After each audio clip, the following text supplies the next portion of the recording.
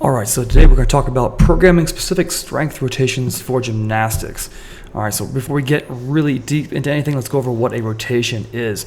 A rotation is really just a day of training that has specific exercises set in a chosen order to really prioritize something. So if you're looking at it in terms of a bro, you're talking about bench press, you're talking about like prioritizing the chest, prioritizing the triceps is the first thing you hit because that's your most lagging bit. So a very simple way of doing this is thinking to yourself, like, what are you bad at? What do you need to prioritize off of what you're bad at? All right, the lifts you're typically address first, i.e., like I just mentioned, the tricep or the chest. If you're a bro hitting for your bench, probably what you're lagging at the most, you need to address it first. So let's take a step-by-step approach to this. So step one, really establish what big three really need to be improved and what priority. Why do I say three? I think any more than three you're prioritizing in your life, it's going to be too much. And you're already, as a CrossFitter, especially a competitive CrossFitter, you're already doing so much and putting so much stake across the board in everything you're doing. Three, especially in terms of all gymnastics movements, you look at the previous last at least 5 games, I think 3 is a good number just to hedge your bets on. So these are really common ones that people have problems with. So handstand push-ups, handstand walk, a ring muscle up, a bar muscle up, a rope climb, a pegboard. So let's say for simplicity, person here is we need to work on handstand push-ups, all right, bar muscle ups, all right, and pegboard. Now out of these 3, the pegboard, that's the most difficult for them. So we're going to prioritize that as number 1. All right, that's top dog. Second would be handstand push-ups for them. All right, that'd be number 2, the second priority. And then the easiest of the 3, if you want to say it was easy, would be bar muscle ups. But they still need to work on it, so we're going to work on it, but it's going to be the third one in that prioritizing scenario. All right, so now we've established that. We want to establish the weakest link in the chain for the athlete, all right, on each event. So again, pegboard is number 1. So we're watching them go up that pegboard. Their core looks very loose. So especially when you're looking at a pegboard ascent, that rib cage should really be contracted down close to the hips to really keep that core engaged and to keep the hips engaged. And also on top of that, they had low lat engagement. So maybe they're pulling with their hand, so they're using their bicep, and you can see their lat isn't firing off. All right, there's no contraction of the lat. So we know there's a whole realm of musculature in their back that's really primarily made for pulling in 180 degrees of motion that's not being used. And it's going all to the bicep, all to the forearm, all to the grip, and they're striking that out. For later events, not going to be so great. All right, handstand push-ups. You're watching them. Okay, the final 2 inches of lockout looks very rough. It skyrockets at the bottom. Kip or not, it looks great. Those last 2 inches, very difficult, very rough. So we'll say that for that. And bar muscle up, you're watching it and you're thinking to yourself, okay, again, there's very little lat engagement. So where we're talking about in a lat, you're talking about your humerus, your upper arm. Its function of the lat is to bring that humerus at 180 degrees. So if your bicep is along with your ear, you bring that arm straight down all the way to your hip. That's the function of the lat.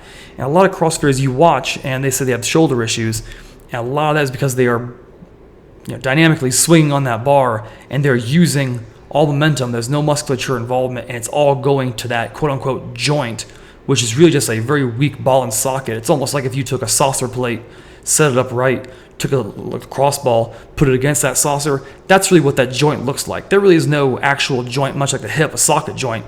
There's nothing that pops in. That's why you have the rotator cuff that surrounds it to allow it to do all that range of motion. But if you're using all the tendons and ligaments around that again, that saucer plate, and then that lacrosse ball to make that movement, something's going to give eventually. Something's going to tear. So again, it's going to be an engagement of the lat and a using of that lat to shorten to 180 degrees all the way down. Additionally, we're watching it. We're seeing their core, much like the problem with the pegboard. So this is a common theme for this individual. All right, very, very low lat engage or low ab engagement, and their lower abs are not firing at all to pop their hips up. It is again all from the shoulder, all momentum. So that's something we need to fix to avoid injuries down the road if they haven't happened already. So number 3, we want to establish 2 compound and 2 to 3 isolation exercises to expose these weaknesses. Now, some athletes, you're only talking about 1 compound movement. Some you're talking about only 1 isolation movement. Maybe some can go up to 3. Some can go up to like 3 or 4 isolations. It really depends on the athlete's ability to recover and how these lifts are progressing over the coming weeks. So here, okay, loose core, low lat engagement, which we're talking about with the pegboard. Have your compound lifts. Let's say a neutral chin up. So neutral chin up, palms facing each other. That way we can effectively drive that elbow straight down to the hip, which is really how to isolate the lat versus upper back. If our elbows are flared out and they actually come behind us, we're using more upper back musculature, that lower trapezius, subscapular region. But to actually hit the lat, and again, in a much more kin position to a pegboard ascent, you do want a neutral grip. And if you have the ability to actually vary how wide those neutral grips are, like some power racks, the top bar across actually has holes for, band pegs. You can set those band pegs up just right to mimic what the pegboard actually is width-wise from hand to hand. So next to that, hammer strength front pull down. So this is the same pull down. It does get confused a lot with the hammer high row. Hammer front pull down, if you would think back to a la Dorian Yates Blood and Guts, that's the machine he used, one of the first original hammer strength machines, and they got that machine right. That strength curve, when you get it down to the very bottom, is very aggressive on the lower lat, and it's exactly what we want. As you know, climbing a pegboard, you start pulling that elbow down, it gets rougher and rougher the entire time. So when I go to use with athletes a hammer front pull down, I typically do it unilaterally, meaning one arm at a time. This is going to allow them, because this machine was made for wider individuals, guys who are like 250, 260 with wider clavicles. So even for me, while I wake up at about 190, I actually have to scoot almost to one side of the pad, so my sternum, my mid-sternum, is actually right on the edge of the chest pad, and that allows me to get a much more better pattern for my lat. So I have them do it unilaterally and really make sure they understand how to isolate that lat, as opposed to retracting, as opposed to momentum, as opposed to yanking, as opposed to, again, their issue, pulling with their arm, using their bicep versus using their lat. So it really helps to hone it in. So to address the loose core, through isolation, a dead bug hold. If you don't know what a dead bug hold is, it's a very, very good way to really teach an athlete how to take the rib cage and lower it to the hips while keeping that lower back neutral on the floor. Again, saving that lower back and actually teaching someone to engage the core. This will actually, I've had people who have actually had knee problems. They get on the back, hold this for 30 seconds, and they get up, their knee problem is gone because now everything is somewhat aligned and tension has been taken off their lower back, which is pulling through their hamstrings, which is giving their knee a lot of crap. So it's a very good movement all the way around. One arm banded pull down, very, very common in all CrossFit gyms. You can sit on the ground, loop up a band, pulling that band down. Now, depending on how they like to pull and how far they are away from the board, which can actually be how long their legs are. If their legs are a little bit longer, their hips can be further away from the board, if that makes sense. But if they have long limbs, you actually might want to seat them slightly further back as opposed to down. Maybe it's more of a banded high row, so they're actually pulling at like a 30, not quite 45 degree, but maybe 30 degrees going down. This is simply because the longer their legs are, in an ideal position on a pegboard, your knees are going to be one knee at a time will be almost tucked right underneath you, and that thigh will be parallel to the ground. So if that thigh is very long, hips will be back, they'll be slightly shifted forward, so it's a little more realistic plan of motion for them. If they have short legs, more of a directly pull down is going to benefit them more. And then last, hammer curl. It's not just there for bros, but it's there really to help the forearm grip.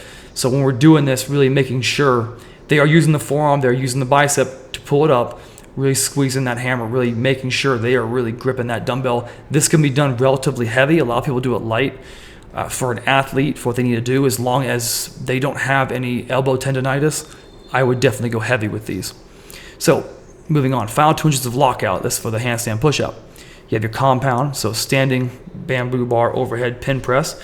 This can simply be just bamboo bar in the rack. Those spotter pins are set up probably to about eye level. So we really want, ideally, every time we're doing a pin press, to make sure it is at least 2 inches below the sticking point. All right, so this, if you're doing it all the way to their eyes, all right, that's gonna be well below the sticking point, so they get a good full range of motion, and to a certain extent as well, since it is at eye level, we are working a slight deficit. All right, so this actually helps with stability. Again, we'll teach them, playing off of this loose core portion here, when they're pressing that bamboo bar overhead, if anyone's ever done that out there, it wobbles a little bit, especially when you start getting fatigued, which is really what we want to really address that soft tissue. So that's going to teach them to engage the glutes, keep the glutes nice and tight, and then also re-engage that dead bug position on a standing basis. All right, so translating day to day. All right, After that, we also have a log press. I like the log press as opposed to the barbell press simply because it does put you in a neutral grip position, which is much easier on the shoulders, and that's for the most part where their hands are going to be, how their elbows are going to flow in this range of motion as well. So isolation, upright Williams extensions. Now, a Williams extension is what at Westside Barbell we call a tape press. I prefer Williams extension because it cues the athlete into the word extension. If I say press, they're going to think about pressing like a bench or pressing like a push-up, something of that nature, a compound movement. I want an extension, I want an isolation.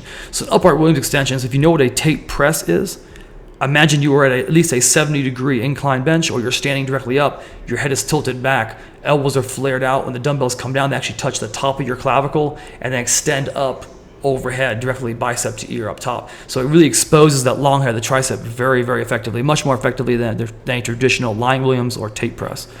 So after that, band overhead extension, nothing crazy about that, very closely mimicking upright Williams extensions, just a band. All right. After that, Superman sled push. We live and die on sleds at Westside, as many gyms do. Superman sled push is really just sleds behind you, straps right in front of you. Each hand has a strap. You're locking your arms out. You're tilted down forward. Maybe torso's about 45 degrees to the ground. Biceps in line with the ear, holding that lockout as you're walking around. So you are getting not only a static endurance, but also quasi-isometric work as that sled is kind of jiggling and pulling. So that's a really great way to really adjust that top little bit, this last 2 inches of lockout. That is a very underrated movement. Again, Superman sled push. All right. So a bar muscle up. And this is where a lot of people agree that ring muscle ups are easier once you understand it because there's a lot more play in the ring. Some people think that bar muscle ups are easier because there is no play in the bar. They know where the bar is at all times, and that is just how it is. All right, so in this position, we are working on the bar muscle up. So as a compound, all my athletes that train at my facility are very familiar with pullover variations. All right, at my facility, we have 4 different machine pullovers. We have 2 hammers and 2 knotless pullovers. If you don't have any of those, dumbbell pullover, you don't have that. You can have like a cable stack pull down, you have banded stack pull down, anything with a straight arm, and which is just really isolating the lat, getting the bicep to the ear. It's a very common theme.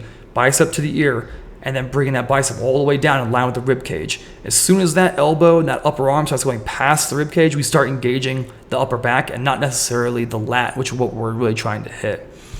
So after that, 70-degree chest supported high row. So again, we talked about that vaguely here and a little bit here. So again, translating over day to day. So a 70-degree chest supported row using a cable stack, or if you were at a CrossFit gym, hook up bands, that's fine. See if you can find some type of handle in which you can actually use straps on, so you're not really having to dictate how much band tension or weight you're using by your grip, as grip is really not the issue for this athlete. So you're setting that chest support up at 70 degrees, adjustable bench typically, seated on it, emphasizing when you're driving your elbows, you're driving them down. Maybe at a 45, but really thinking about bringing them down into the hip, stopping at the rib cage. When your forearm and your bicep get to 90 degrees, that's pretty much it.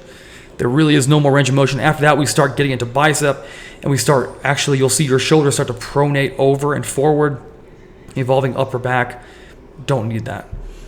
All right, so isolation, so hanging weighted, all right, straight leg lift, very basic. Keep momentum out of it, keep the abdominals, hip flexors into it. Banded straight arm pull down, all right, with an active subscap hang. All right, so a banded straight arm pull down is exactly what you could put in here if you didn't have a pullover variation. Typically, everyone's going to have dumbbells, so you can do a dumbbell variation here, and then add that banded straight arm pull down in, so you can get that bound, that soft tissue development. And then active subscap hang. You're just thinking about hanging on that bar, double overhand, as you would for a muscle up, retracting your shoulder blades back, retracting them down, holding that position as long as possible. So that is very taxing. So the volume on this would have to be somewhat low for the majority of people. If you need to put a band up top and stand on a band so you can actually get up, actually feel your lat, do it. Don't be afraid to ever edit down a lat movement until you get the hang of it. A lot of activation for lats is a lot of mind-muscle connection. If you don't have it, you really need to take time and get it. Take your time. Don't rush it. So step 4. So you want to order these compound main lifts or isolation small lift exercises in order of priority. So again, priority 1 was pegboard. Okay. So for me, I'm going to put that hammer strength front pull down there. All right, if you don't have a hammer strength front pull down, I didn't mention it before, but you can just use like a single arm cable pull down or single arm like banded pull down. To some degree, you really do want straight weight, not necessarily a band. You want straight weight to really stimulate that muscle as opposed to soft tissue. I prefer putting that variation first, again, unilaterally, one arm at a time. That way we can choose which arm, which lat is weaker. We can say my left can only get 5 reps, my right can get 9. I'm going to dictate it by my left. I get 5 reps, I get 5 reps on my right, and I move on. If I do 5 reps on my left and then 9 on my right, and I keep progressing that, we're going to keep exacerbating that weakness on the left. So with that unilateral side, I can really just target in, I can start honing things, I can start equalizing things out for the athlete. After that, I'll do neutral chin up, because after this, unilateral, you go bilateral, they will be able to feel the lat tenfold.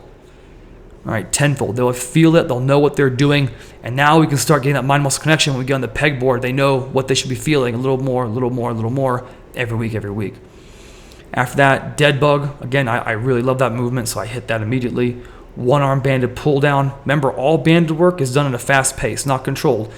Fast pace, make sure you're not doing anything crazy or anything ballistic, but you are making sure you are getting that slight rebound so you can work on that soft tissue development. And then very last, a hammer curl. Handstand push-ups, number 2. This is going to be very interesting. A lot of people aren't going to agree with this, but this is my take. I do put an isolation movement first.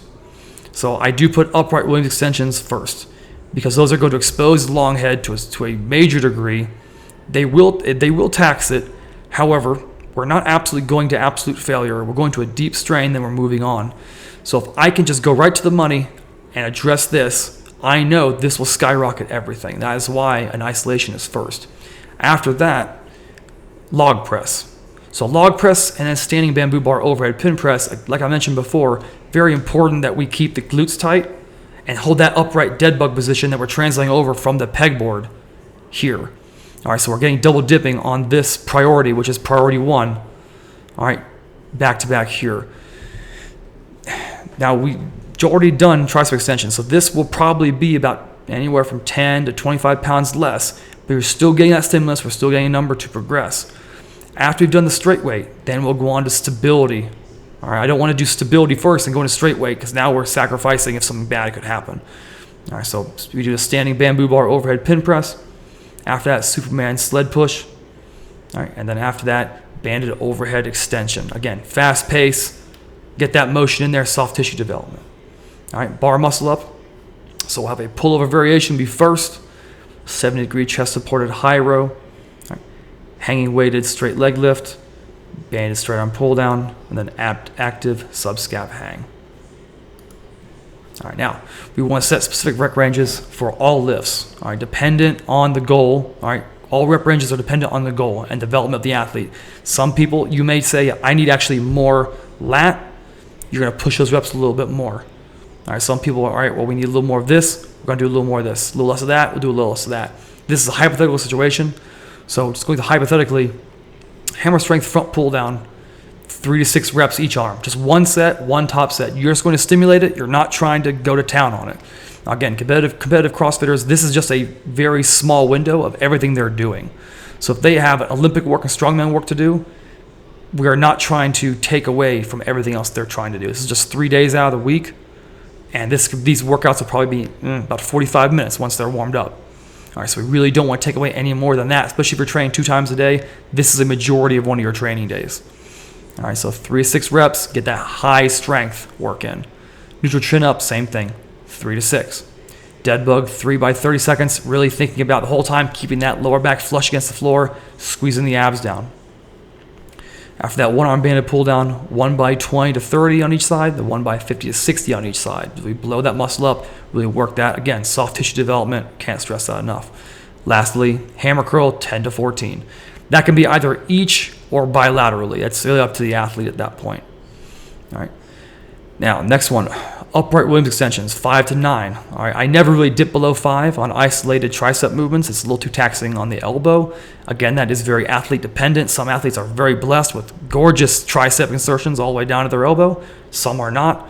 Some are blessed with phenomenal, medial tricep development, which means they can take a lot of abuse to the elbow. Some aren't. All right, so always try to stay between 5 and 9, get a good strain out of it, be perfect position, move on. Log press, we do want to go heavy. It's a compound movement. 3 to 6 reps, get that high strength development. Bamboo bar, overhead standing pin press, 5 to 9. Superman sled push, 60 meters. As much weight as you can with continual motion. All right, continual motion. If they have to stop, shake it out, and keep going, doesn't play. Has to be continual motion. And then banded overhead extension, 1 by 20 to 30, 1 by 50 to 60. All right, pullover variation. All right, 3 to 6 reps. Again, high strength. 70-degree chest supported high row, 5 to 9, weighted, straight leg lift, 3 sets, total 15. It is a multiple set event, much like the dead bug, because abs are used all the time. They can take a little more abuse, all right, than just 1 set. All right, so 12 to 15 reps, control reps, not swinging. After that, banded straight arm pull down, 1 by 20 to 30, 50 to 60. Active subscap hang, 3 by 30 seconds, really holding that down. Over time, I will take this volume up as it is an isometric movement. Now, these ghost numbers here, as the weeks go on and these keep getting progressed, first by reps, and then you add weight, level back down and go up again in the reps. After a while, you may need to add something because this starts to slow down. You have 2 weeks where you're fighting to get that 5th rep and it's not happening. That's when you start dipping into this. All right, I'll do, I was only get 5 and 5. All right, I'm gonna add 1 set of at least 10 to 14 reps. We're gonna up that volume a little bit, shock the muscle, shock the system, get to spark. Guarantee you come back around, hit this again, you'll get to 6 reps. We want to get as much as we can, have as little as possible. That's why we only start with 1 top working set, especially in the CrossFit world where the volume is obscenely high with everything else Metcon-wise. We just don't need any extra work than we actually have to. All right, so ordering the training days to maximize these priorities. Again, pegboard is number 1, handstand pushups number 2, bar muscle-ups number 3. All right, so Sunday have a rest, Monday pegboard. All right, that's when you do that. Now that could be an AM session, and then after that you do some conditioning, and then PM you come back and you do a light Metcon or whatever you're gonna do. Tuesday is complete rest. All right, handstand pushups again, could be in the morning, maybe it's in the evening. Maybe in the morning you do like a big standard workout, and then the evening you come in, do that, followed by like a simple conditioning workout. Thursday, bar muscle-ups. All right, these days are back to back because they are priority 2 and 3. We don't need to actually take priority 1 like we have here and pancake with rest days. All right, priority 1 is always the biggest. That's why you always prioritize it and put rest between it. That way, after pegboard, we get 1 sleep, 2 sleeps before we go into these. Before going to bar muscle-ups, after that, we have 1 sleep, 2 sleeps before we go back into pegboard. All right, then rest, handstand, bar, sleep, sleep, pegboard, recover, recover, handstand bar, sleep, sleep, pegboard, recover, recover, handstand bar, sleep, sleep, recover, recover. So it always continues like that. If you were to take your pegboard, move it here into a rest position, have 2 rest days back to back, pegboard would most likely feel very good. However, handstand push-ups as priority number 2 would lag. And because that day is lagging, coming off of an active day, bar muscle-ups are going to lag even more. And those of you who are out there are done muscle-ups and do muscle-ups, coach muscle-ups, know that this, for the majority of the time, has to be something that's relatively fresh. This is all the reason why, if pegboard is number 1, it's very lat and abdominal dependent. Well, so is bar muscle-ups. That's why we separate them with 2 days. I'm not saying that lats and abdominals don't come in with handstand push-ups. I never said that. What I'm saying is, on the whole, the primary movers of a pegboard and a bar muscle-up, abs and lats. So we want to separate those with as much time as possible. So if you have any questions, you can hit me up on Instagram. If not, I will see you on the tomorrow.